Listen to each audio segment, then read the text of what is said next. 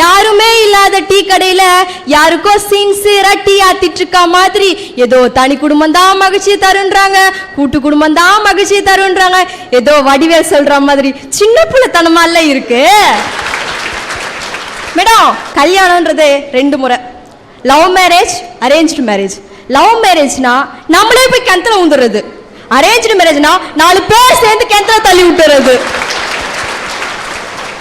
வாழ்க்கைய கஷ்டப்பட்டு வாழாதீங்க, இஷ்டப்பட்டு வாழுங்க.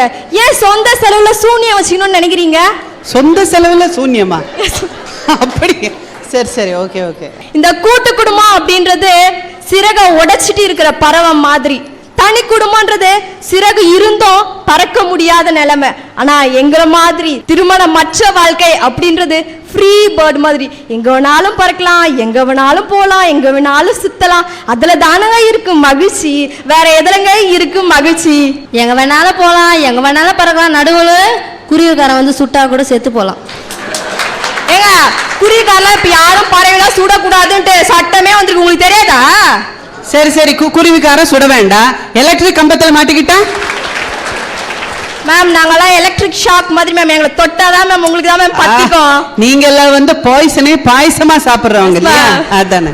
ஆகவே கல்யாணம் மற்ற வாழ்க்கை தான் மகிழ்ச்சியை தருன்னு ஆணித்தனமா பேச வந்திருக்கேங்க மேடம். தனி கொடுத்தணும்னு போய் பாருங்க, சொல்லி பாருங்க. கல்யாணம் பண்ணிட்டு வந்து ஒரு 4 நாள்ல தலையணி மந்திரத்தை போட்டு தனி கொடுத்தணும் போற ஜோடிக்கு இருக்கிற சந்தோஷமும் மதிப்பும் என்ன, எத்தனை கைத்தட்டல் பாருங்க. புருஷனும் பொண்டாட்டியும் நான் இப்ப அனுபவிக்கிறேங்க, அதனால சொல்றேன், ரொம்ப சந்தோஷமா அனுபவிக்கிறேன். அந்த ஒரு சுகம் இருக்கு பாருங்க.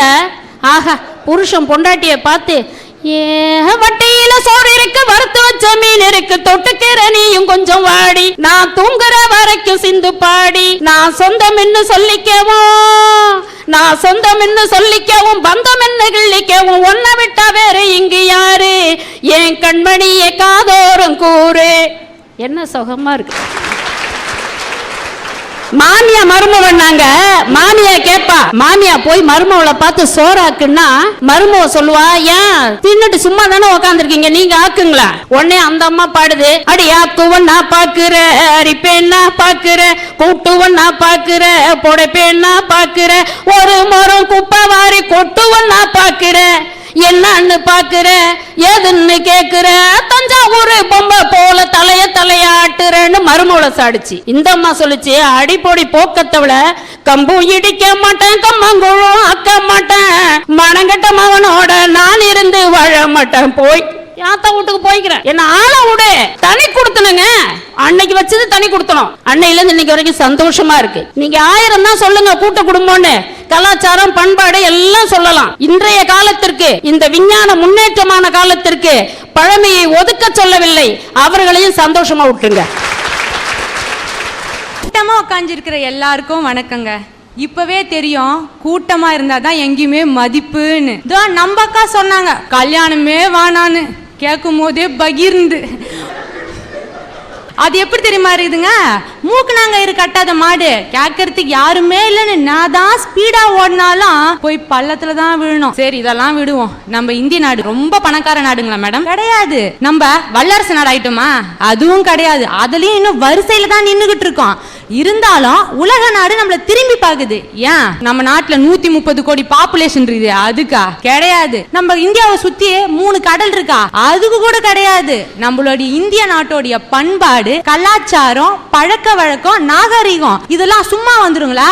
நம்ம கூட்டு குடும்பத்து மூலியமா தான் வரும். அவன் கூட வச்சிருக்கான் 4, ஒண்ணும் இல்ல, 4 உறவு முறை தான். டாடி, மம்மி, அங்கிள், ஆன்டி, அவ்வளவுதான் முடிஞ்சிச்சு. அவன் 4. நம்ம 40 விட்டா இன்னைக்கு ஃபுல்லா சொல்லினே இருப்போம். அம்மா, அப்பா, தாத்தா, பாட்டி, கோயந்தார், நாத்தனார், பங்காளின்னு இன்னைக்கு விட்டா கூட சொல்லினே இருப்போம். அப்புறம் மேடம், இங்க நம்ம பசங்க இருக்கிறாங்க, ஃப்ரெண்ட்ஸ் எல்லாம் என்னன்னு கூப்பிடுறாங்க? நண்பா, தோழா, இப்படி நான் கூப்பிடுறாங்க. என்னடா மச்சான் தவிக்குமா? சகல நேத்துல இருந்து ஒரே பெஜாரா இருக்குடா.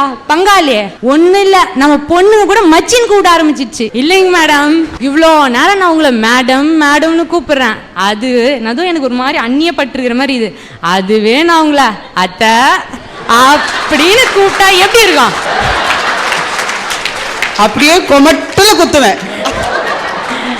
தப்பா நினைச்சுக்காதீங்க, எங்க பாட்டின்னு கூட கூப்பிடலாம். எங்க அப்பாவுடைய தங்கச்சி மாதிரி இருக்கிறீங்க, அதனால. ஆஹா, அப்பாவுக்கு தங்கச்சின்னு சொல்லி வயசை குறைச்சிட்டாங்க, அது எனக்கு தெரியும். அதனாலதான் அத்தை சொல்றேன், கூட்டு குடுத்தனது தான் சந்தோஷம், மகிழ்ச்சி, கலகலப்பு எல்லாமே இருக்குதுங்க.